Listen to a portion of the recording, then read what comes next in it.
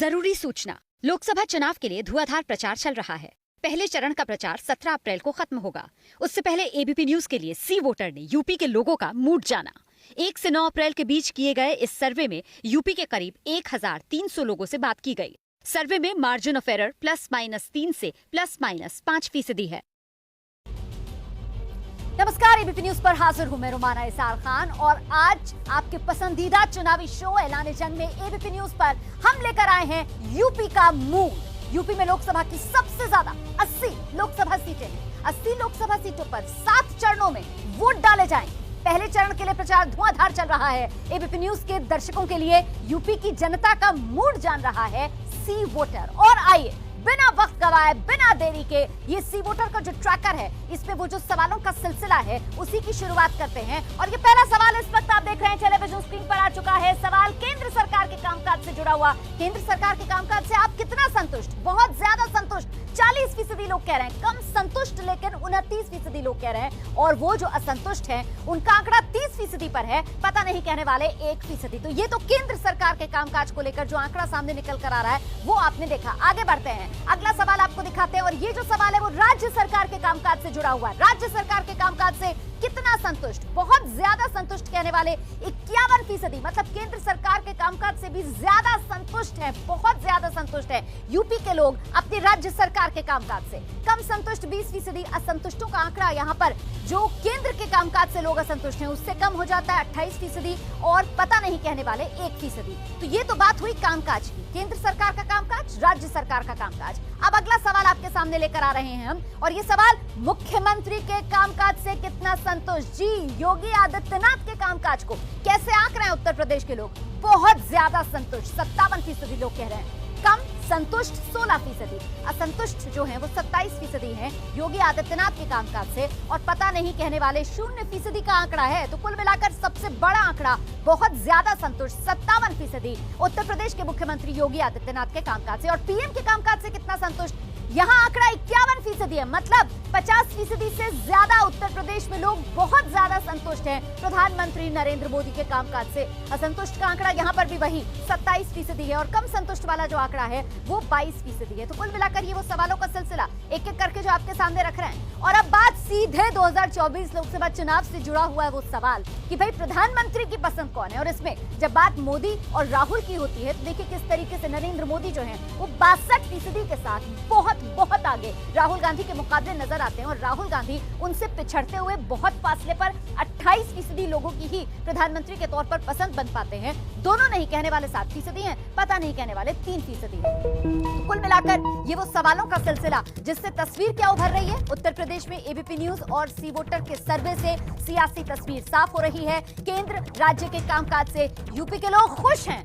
बड़ा आंकड़ा उन लोगों का जो केंद्र और राज्य सरकार के कामकाज से बहुत संतुष्ट हैं। मोदी योगी के कामकाज से उत्तर प्रदेश के लोग संतुष्ट हैं। 50% से ऊपर लगातार यह आंकड़ा बना हुआ है, चाहे प्रधानमंत्री नरेंद्र मोदी हो या फिर उत्तर प्रदेश के मुख्यमंत्री योगी आदित्यनाथ। उनके कामकाज से लोग जबरदस्त अंदाज में संतुष्ट नजर आ रहे हैं। और इसी पर बात करने के लिए अब 2 खास मेहमान इस वक्त हमारे साथ जुड़ रहे हैं। आपका परिचय करा देती हूँ। बीजेपी की तरफ से प्रवक्ता राकेश त्रिपाठी और साथ ही समाजवादी पार्टी के प्रवक्ता अनुराग भदौरिया इस वक्त हमारे साथ मौजूद है। तो अनुराग जी, मतलब खतरे की घंटी तो फिर ये आपके लिए बज रही है? भारतीय जनता पार्टी बहुत हताश और परेशान, हर तरह के हथकंडे अपना रही है। अब तक तो पहले एक नया चैनल निकाला था, रोज टीवी सर्वे दिखाता था, इतनी सीटें हो गई, उतनी सीटें हो गई। अब चूंकि चुनाव आ गया है, अब सीट तो नहीं दिखा सकते, कौन पॉपुलर है कौन नहीं। अरे भैया, जनता से पूछे जाके जो बेरोजगारी से आत्महत्या कर रही है, वह बताएंगे पॉपुलर कौन है। छात्र से पूछिए, छात्रों पर लाठियों की बारिश होती है, जिनका पेपर लीक हो जाता है, साल भर की तैयारी करते हैं उसके बाद भी पेपर लीक हो जाता है। और मैदान तो बात ये है, 12वीं का भी पेपर लीक हुआ था एक सब्जेक्ट का, लेकिन पता नहीं चला क्योंकि वो ज्यादा खबर बाहर आई नहीं। सवाल है कि अगर आप अनुराग जी, आप जो बात कह रहे हैं ना सर, अगर आप गौर से ये सर्वे देखते तो आप समझते कि जो असंतुष्ट हैं वो भी अलग अलग सवालों के जवाब में कहीं पर 27%, कहीं पर 30% तक असंतुष्ट भी सामने निकल कर आ रहे हैं। लेकिन बात यह है कि जो योगी मोदी के कामकाज से खुश हैं उनका आंकड़ा बहुत आगे है, और इसी वजह से क्या राकेश त्रिपाठी 80 में से 80 वाली हुंकार बीजेपी भर रही है? अरे अब मेरी बात ही पूरी नहीं हुई, फिर आप भाग गए, यही तो दिक्कत है आपके साथ। सर दोबारा आऊंगी, आप 2 ही लोग गेस्ट हैं। आइए जल्दी से राकेश जी अपनी बात रखिए, उसके बाद मुझे कुछ और आंकड़े दिखाने हैं। राकेश जी। हाँ, बस यही दिक्कत देखिए, है, क्योंकि अब मैं बोलने जा रहा था, महंगाई, अनुराग जी, बेरोजगारी, किसान, महिला अनुराग जी को समस्या मैं जानता हूँ। बचा लिए। अब आप अनुराग बचाने जी, लगे अच्छी बात कि नहीं भाई होती है, ये अच्छी बीजेपी को बचा लिया जाए। अरे बात पूरी हो जाने दीजिए करके, तब तो बात बनेगी कि भाई यहाँ पे। अनुराग जी, आप लगातार बोलेंगे सर तो चर्चा नहीं हो पाएगी। सॉरी, प्लीज, मैं दोबारा आपके पास आऊंगी। अभी और आंकड़ा दिखाना है, अभी और आंकड़ा दिखाना है सर। मुझे आपकी आवाज कम करवानी पड़ेगी। राकेश त्रिपाठी की आवाज बढ़ाइए प्लीज। राकेश जी, अपनी बात रखिए सर। देखिए, मेरा बहुत अनुरोध के साथ, अनुराग जी मेरा बहुत अनुरोध के साथ कहना है, हम ही दो लोग हैं, परस्पर आपस में बात करेंगे, कोई समस्या नहीं है। आप जो मुद्दे उठा रहे हैं उन मुद्दों पर भी बात करेंगे। सच ये है कि जब भी कोई सर्वे आता है तो सर्वे के बाद कोई, अनुराग जी बहुत निवेदन कर रहा हूं आपसे, दर्शकों के लिए कह रहा हूं, कम से कम दर्शक तो आपके लिए भी महत्वपूर्ण है ना, दर्शकों के लिए तो कम से कम मान जाइए। दर्शक समझ नहीं पाते हैं बात को। मेरा एक बात कहना स्पष्ट तौर पर है, जब भी कोई सर्वे आता है किसी भी चैनल का, किसी भी एजेंसी का, अनुराग भदौरिया की पार्टी और अनुराग भदौरिया के समर्थक, इनकी पार्टी के समर्थक पार्टियों के लोग ये लगातार सर्वे पर आरोप करते हैं, सर्वे पर सवाल उठाते हैं, लेकिन सर्वे का तमाम रिजल्ट तो जनता ने सीधे दिए हैं ना। 2014 में जनता का मूड आपको पता चला था ना, 2017 में जनता का मूड पता चला, 2019 में जनता का मूड पता चला, 2022 में जनता का मूड पता चला, उपचुनाव में पता चला, निकाय चुनाव में पता चला, पंचायत चुनाव में पता चला, इतनी बार जनता का मूड पता चला है, फिर भी आप तैयार नहीं है। मैं एक महत्वपूर्ण बात करूं। देखिए, सच बात यह है कि विपक्ष की जल गई एकता की रस्सी। विपक्ष, अरे अनुराग भदौरिया, ये तरीका ठीक नहीं होता भाई। अनुराग भदौरिया के साथ इस तरह से डिबेट नहीं हो सकती है, ये तरीका ठीक नहीं होता है, ये तरीका ठीक नहीं होता है। विपक्ष की जल गई एकता की रस्सी, अगली लाइन क्या थी? शुरुआत अनुराग भदौरिया से की, ये रोने के लिए आप चले जाते हैं क्या? अरे घर में बोलने को नहीं मिलता है, आकर के टीवी पर सारी जद्दोजहद करेंगे। जरा संयम से नहीं, ये तरीका ठीक नहीं होता। आप डिबेट को बंधक नहीं बना सकते। वोट शेयर वाला बड़ा आंकड़ा अब आपके सामने आने वाला है। किसे कितना वोट मिलने वाला है इस बार 2024 लोकसभा चुनाव में? उत्तर प्रदेश में एनडीए के खाते में 52% वोट शेयर, इंडिया गठबंधन के खाते में 40% वोट शेयर, बीएसपी 6%, अन्य के खाते में आप देख रहे हैं 2% वोट शेयर जाता हुआ। तो कुल मिलाकर ये वो बड़ी तस्वीर है। यहाँ सबसे ज्यादा और सबसे आगे वोट शेयर के मामले में एनडीए 52% वोट शेयर के साथ सबसे आगे एनडीए नजर आ रही है। लेकिन ये आंकड़ा बहुत महत्वपूर्ण हो जाता है और बहुत गौर से इस आंकड़े को आप देखिए, क्योंकि एक हफ्ते में तस्वीर कितनी बदली आप जानते हैं। ये ट्रैकर है, एक हफ्ते में तस्वीर इतनी बदली है कि जहां एनडीए 52% से 52% पर ही रहा है वोट शेयर के मामले में, दूसरी तरफ इंडिया गठबंधन के वोट शेयर में 4% का उछाल। ये बड़ी खबर है। एक हफ्ते में इंडिया गठबंधन के वोट शेयर में सीधे 36% से 40% पर वोट शेयर पहुंचता हुआ, और ये 4% वाला जो उछाल है वो यहाँ पर नजर आ रहा है। एक नंबर का नुकसान यहाँ पर बीएसपी को होता हुआ 7 से 6 पर आती हुई से एक हफ्ते में, और अन्य के खाते से 5 से 2% घटता हुआ वोट शेयर। तो कुल मिलाकर ये वो तस्वीर जो बड़ी उभर कर सामने आ रही है, और इसी को लेकर सवाल ये पूछा जाएगा कि उत्तर प्रदेश में एबीपी न्यूज और सी वोटर का ये जो सर्वे है, जिसमें ये तस्वीर साफ हो रही है कि हफ्ते भर में इंडिया का वोट बढ़ा है।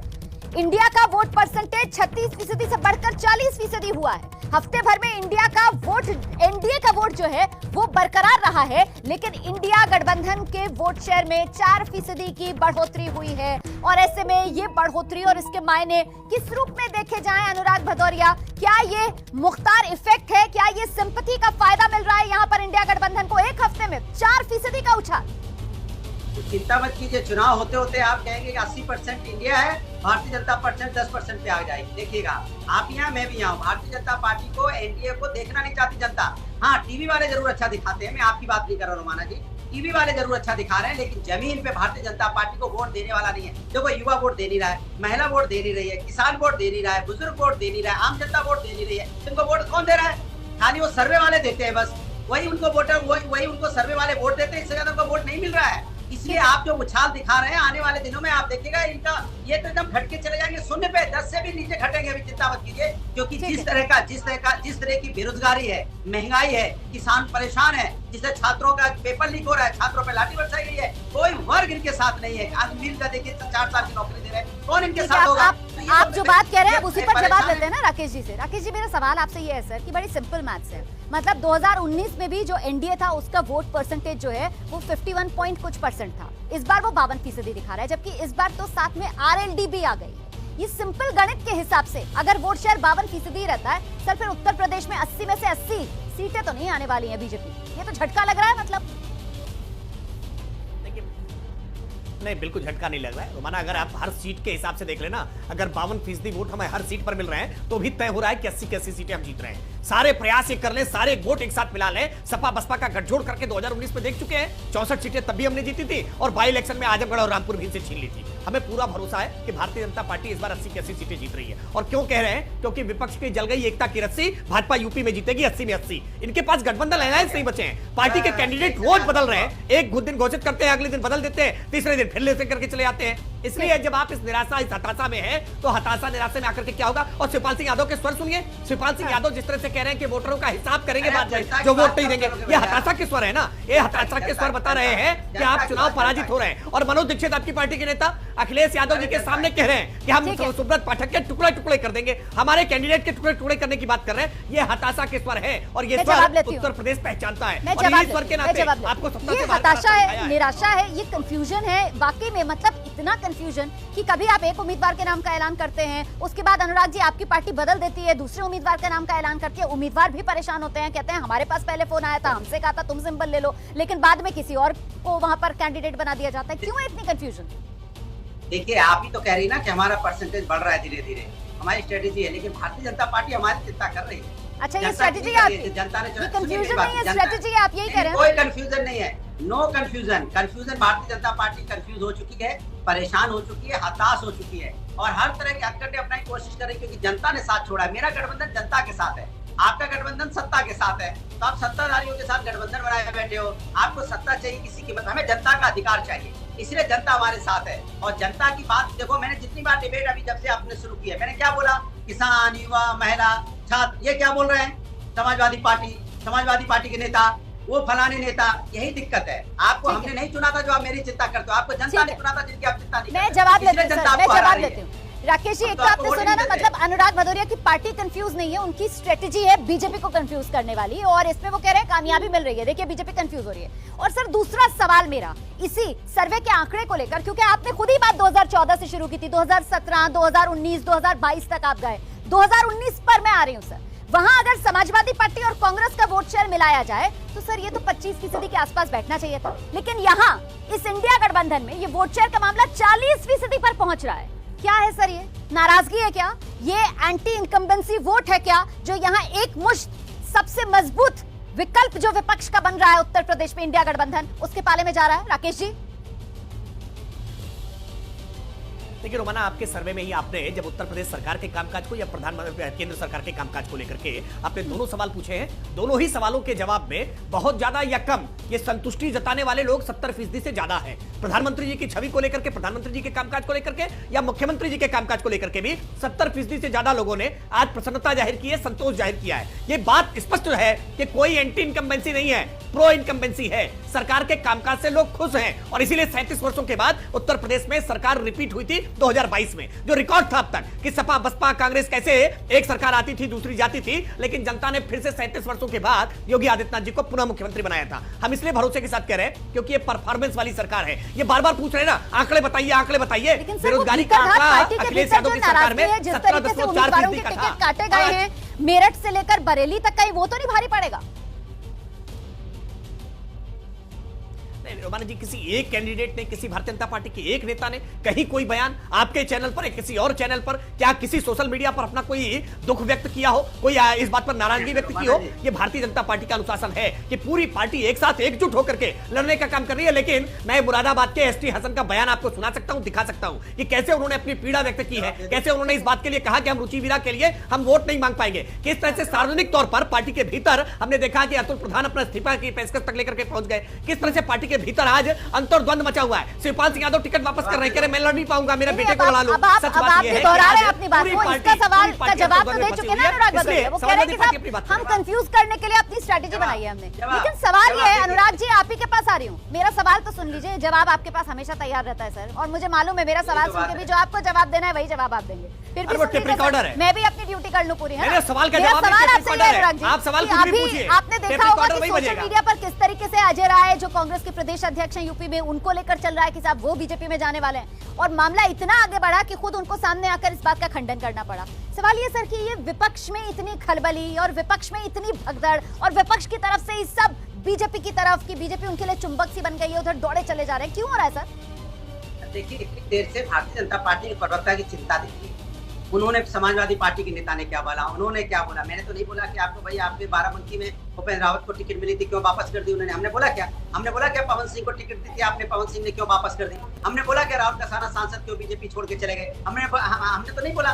हमने तो आपसे पूछते भी नहीं कि भाई कौन आपकी पार्टी छोड़ रहा है, कौन पकड़ रहा है। हम तो जनता की बात करते हैं और आप इस पे डिपेंड कर रहे हैं। रोमाना जी आपने जो आंकड़े दिखाए, देखा कितने बड़े आंकड़े हैं, 57% हमारे साथ हैं। ये आंकड़ों पे जिंदा है, सोचो आप। अरे भैया रोमाना जी के आंकड़ों पे जिंदा हो, मैं जनता की आंकड़ों पे कब जाओगे, कब जनता के आंकड़ों की बात करोगे, कब जनता के मन की बात करोगे। रोमाना जी के आंकड़े में इतने खुश हो गए, उसी पे अपनी प्रतिक्रिया दे रहे हैं। अरे हम तो कह रहे जनता के बीच में जाके पूछो, जनता दौड़ा रही है आपके एमपी जाते हैं, आंकड़ा देखकर इसलिए खुश हो रहे हैं ना, क्योंकि उनकी दलीलों को समर्थन मिल रहा है इन आंकड़ों से, इसलिए वो खुश हो रहे हैं। आप अपने हिसाब से आंकड़ा देख रहे हैं और अरे समर्थन तो हमें भी मिल रहा है, समर्थन तो हमें भी मिल रहा है। 4% आप बढ़ा रही हो, लेकिन हम उस पे नहीं जा रहे हैं। हम बार बार जनता के मुद्दों पे बात कर रहे हैं और इनके नेता जाते तो जनता कहती गो बैक, एमपी साहब गो बैक। अच्छा ये बताइए राकेश जी, आप 80 में से 80 पर अभी भी स्टिक कर रहे हैं। हालांकि ये 2019 वाला वोट शेयर दिख रहा है यहाँ पर पूरी तरीके से एनडीए और इंडिया गठबंधन के बीच। मतलब अगर वही रिपीट होता है तो फिर 80 में से 80 तो मुमकिन नहीं है।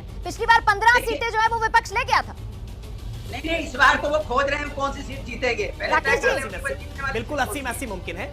मैं उदाहरण देखिए, अनुराग भदौरिया, ये भाई अनुराग भदौरिया की या तो आवाज बंद किया करिए, क्योंकि लगातार बोलते रहते हैं। और मैं सच बता रहा हूँ, अनुराग भदौरिया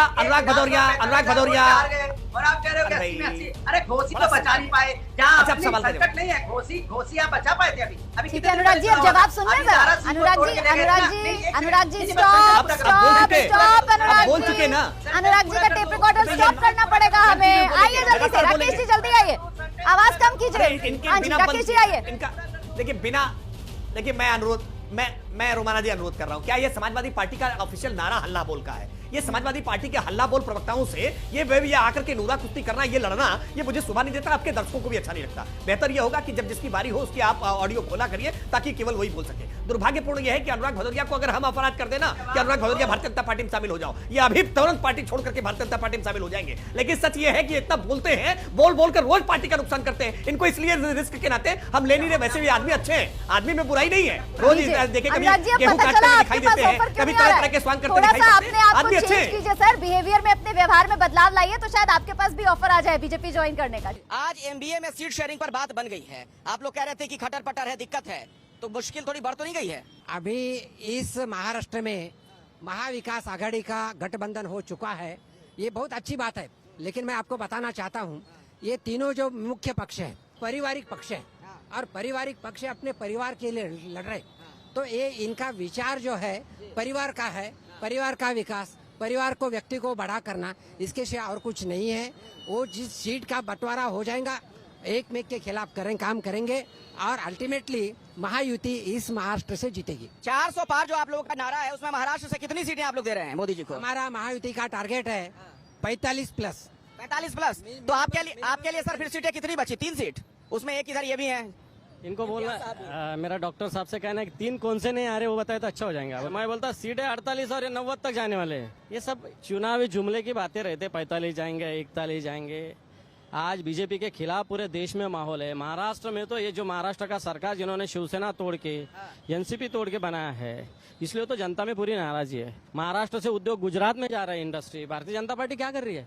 सिर्फ घोषणा 400 पार। फिर मैं इसका जवाब सर आपसे लेता हूं, लेकिन इम्तियाज साहब जरा मुझे बताइए, बीजेपी के साथ ये लोग 45+ यहां से ले रहे हैं, तो इसमें से 3 सीटें बच गई इनके लिए, इनके मुताबिक। उसमें एक शायद आपकी वाली भी है। एक मेरी सीट है, क्योंकि मैं आपको इसलिए कह रहा हूँ कि अमित शाह साहब जब यहाँ पर आए, इन्होंने लोकसभा के चुनाव के प्रचार की शुरुआत की तो मेरे शहर से की, और यहाँ पर आए, यही कराड़ साहब वहाँ पर स्टेज पर मौजूद थे जब वो भाषण दे रहे थे कि हमें यहाँ से कमल को खिलाना है और दिल्ली तक भिजाना है। पब्लिक खामोश बैठी थी, तो उन्होंने कहा भिजाना है, जोर से बोलो, तो बेचारी पब्लिक खामोश बैठी। फिर बोले जोर से बोलो, भिजाना है, तो बेचारी पब्लिक बोले हाँ भेजेंगे करके। उसमें एक ये होता है सर, जिंदगी में आप भी थोड़ा सा झूठ बोलते होंगे, मैं भी झूठ बोलता हूँ। ये लोग जो है ना, ये झूठ की फैक्ट्री है ये। और अगर इन्होंने बोल डाले है कि महाराष्ट्र के अंदर 48 सीटें हैं और 48 में से हम 50 जीत के लाएंगे, 48 में से 50, तो इनके भक्त जो है ना वो भी मान लेंगे, बोले हाँ यार मोदी है तो मुमकिन है। हमारे सहयोगी इम्तियाज भाई को जरा सुनने को कम आ रहा है, ऐसा मुझे लगता है। उस दिन जब अमित शाह साहब ने पूछा लोगों को कि यहाँ से मोदी जी के लिए कमल भेजेंगे, तो पब्लिक चिल्ला के बोली हाँ बोल के, उनको सुनने को नहीं आया।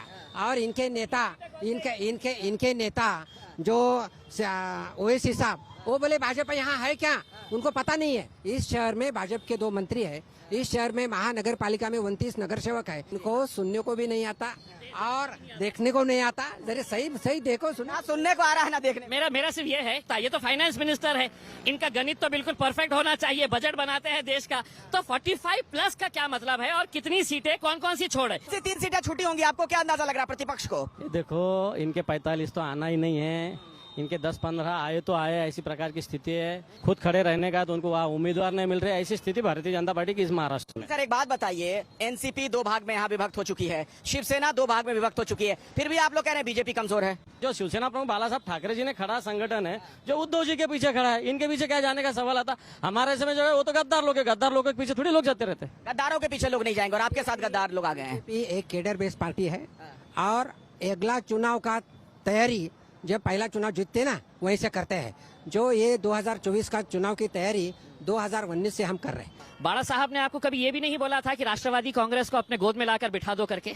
आज अजीत दादा को जिस तरह से लाके बिठाए थे, क्या बाला साहब के पीरियड के अंदर ये मुमकिन कर पाते? कांग्रेस के साथ चले जाते हैं। आज सिर्फ सत्ता की लड़ाई है, बाय हुक और बाय क्रुक सत्ता में आना है। आज महाविकास अघाड़ी को लेकर सीटों का जो बंटवारा हुआ, उससे एक बड़ी खबर ये आई कि ऐसा लग रहा है कि शरद पवार सीट लेने के मामले में नुकसान में हैं। पिछली बार 19 सीटों पर उनकी पार्टी लड़ी थी, लेकिन इस बार उनके खाते में सिर्फ 10 सीटें ही गई हैं। अब इसका क्या मतलब है, ये भी समझाते हैं आपको। 17 जागांवर काँग्रेस आहे, 10 जागा राष्ट्रवादी काँग्रेस शरदचंद्र पवार, या साधारण 21 जागा शिवसेना। सीटों पर कभी तकरार, कभी इनकार, कभी ना और कभी हाँ, और कई दौर की बैठकों के बाद आखिरकार महाविकास अघाड़ी में सीट शेयरिंग पर फाइनल मुहर लग गई। महाविकास अघाड़ी में जो सीटों की सहमति बनी है, उसके मुताबिक महाराष्ट्र की 48 लोकसभा सीटों में से शिवसेना उद्धव गुट को सबसे ज्यादा 21 सीट, एनसीपी शरद गुट को 10 सीट और कांग्रेस को 17 सीटें मिली हैं। शिवसेना ज्या 21 जागा लढते आहे त्या 21मी उमेदवार जाहीर केलेले आहेत. काँग्रेस आणि राष्ट्रवादी त्यांना ज्या वेळेला वाटेल 1-2 दिवसात ते जाहीर करतील. तीनही पक्षाचे कार्यकर्ते आणि खाली नेते हे जॉईंटली ही लढाई लढतील आणि महाराष्ट्रामध्ये आमच्या महाविकास आघाडीचे सगळे उमेदवार जिंकून येतील अशी परिस्थिती आहे. तीनों दलों के बीच सांगली, भिवंडी और मुंबई नॉर्थ सीट पर टकराव बना था। हालांकि अब तस्वीर साफ हो चुकी है। भिवंडी सीट पर एनसीपी लड़ेगी। गठबंधन समझौते के तहत सांगली सीट शिवसेना यूबीटी और मुंबई नॉर्थ सीट कांग्रेस के खाते में गई है। हालांकि पार्टी टूटने का सबसे ज्यादा नुकसान शरद पवार को हुआ है। 2019 के चुनाव में एनसीपी ने 19 सीटों पर चुनाव लड़ा था, लेकिन पार्टी को अब गठबंधन के तहत महज 10 सीटें ही मिल पाई हैं। शिवसेना और बीजेपी गठबंधन ने 2019 में 41 सीटों पर बम्पर जीत दर्ज की थी, जिसमें बीजेपी के हिस्से में 23 तो सहयोगी पार्टी शिवसेना के खाते में 18 सीटें गई थी। सीधे चेन्नई लिए चलते हैं। प्रधानमंत्री नरेंद्र मोदी वहां पर रोड शो कर रहे हैं। इस बार मिशन दक्षिण पर बहुत ज्यादा फोकस है भारतीय जनता पार्टी का, क्योंकि नारा बुलंद किया जा रहा है अब की बार 400 पार। ऐसे में यह मिशन कैसे साधा जाएगा, इसी के मद्देनजर आप देख रहे हैं बीजेपी जो कोशिश कर रही है। चेन्नई में प्रधानमंत्री मोदी का रोड शो चल रहा है, जिसे कहते हैं बॉडी लैंग्वेज के माध्यम। तो प्रधानमंत्री मोदी का रोड शो चेन्नई की तस्वीरें हम आपको दिखा रहे हैं। उनमें एक असीम उत्साह दिखाई दे रहा है इस महीने में, जबकि प्रधानमंत्री जब भी जनता के साथ मुखातिब होते हैं तो एक दोनों के बीच में प्रधानमंत्री। तो आपको पता है दक्षिण भारत पर इस बार भारतीय जनता पार्टी का बहुत जोर है, और आपको वो तस्वीरें याद होंगी। चेन्नई से प्रधानमंत्री मोदी के रोड शो की तस्वीरें तो देखते रहिए, लेकिन जरा वो रामेश्वरम वाली तस्वीर भी याद करिए। रामेश्वरम में जब प्रधानमंत्री मोदी पहुंचे थे राम मंदिर में प्राण प्रतिष्ठा कार्यक्रम से पहले, तो वो अद्भुत दृश्य पूरे देश ने देखा था जब शिव जी के दर्शन करने के लिए पहुंचे थे। स्नान आदि करने के बाद 21 कुंडों में जब उन्होंने वहां पर स्नान भी किया था और उसके बाद दर्शन के लिए पहुंचे थे शिव जी के, तो उसका एक बड़ा संदेश भी गया था। कहा यह गया था कि दरअसल ये जो धर्म यात्रा है उसके जरिए जो सत्ता का राह है, यानी जो राज सत्ता की यात्रा है, उसे भी साधने का प्रयास किया जा रहा है। प्रधानमंत्री मोदी का ये रोड शो, उसकी तस्वीरें हम आपको दिखा रहे हैं। और दक्षिण भारत से इस बार बीजेपी को बहुत उम्मीदें हैं, तमिलनाडु से भी उम्मीदें हैं। जिस तरीके से अलग अलग दलों के साथ बीजेपी वहां पर चुनाव लड़ रही है, बीजेपी को यह लगता है कि इस बार भारतीय जनता पार्टी वहां से भी, तमिलनाडु से भी सीट, लोकसभा की सीट झटकने में कामयाब हो जाएगी। हालांकि 2014 के चुनाव में जरूर कन्याकुमारी वाली सीट मिली थी बीजेपी को वहां से, लेकिन 2019 में खाता नहीं खोल पाई थी बीजेपी। इस बार भारतीय जनता पार्टी को उम्मीद है कि जो सनातन की राह है उसके जरिए भी बीजेपी का फायदा होने वाला है तमिलनाडु में। आपको हम बता दें, दक्षिण भारत की अगर बात की जाए तो बीजेपी को पिछले चुनाव में कुल 29 सीटें मिली थी, जिनमें से कर्नाटक से 25 सीटें और 4 तेलंगाना से। तो इस आंकड़े को कैसे बढ़ाया जाए, इसी कोशिश में है बीजेपी। प्रधानमंत्री मोदी लगातार दक्षिण भारत की यात्रा कर रहे हैं, अलग अलग जगहों पर पहुंच रहे हैं, और जो रणनीति बीजेपी की नजर आ रही है वो आप साफ समझ सकते हैं।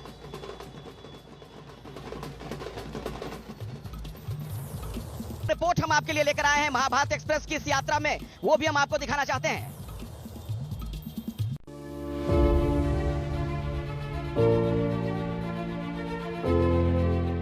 राहुल गांधी पार्टी के नेताओं के साथ होटल में खाना खाते दिख रहे हैं। तस्वीरें मध्य प्रदेश के शहडोल की हैं, जहां कल हेलीकॉप्टर में ईंधन घटने की वजह से राहुल को होटल में रुकना पड़ा। राहुल गांधी ने खुद सोशल मीडिया पर शहडोल दौरे की तस्वीरें शेयर की और कल शाम को लिखा, थोड़ा हेलीकॉप्टर का मिजाज बदला, थोड़ा हमारा, तो फिर आज की शाम शहडोल के नाम। लेकिन पूर्व सीएम शिवराज सिंह चौहान को इसी बहाने राहुल पर हमले का नया हथियार मिल गया। कांग्रेस का स्कूल खत्म हो गया।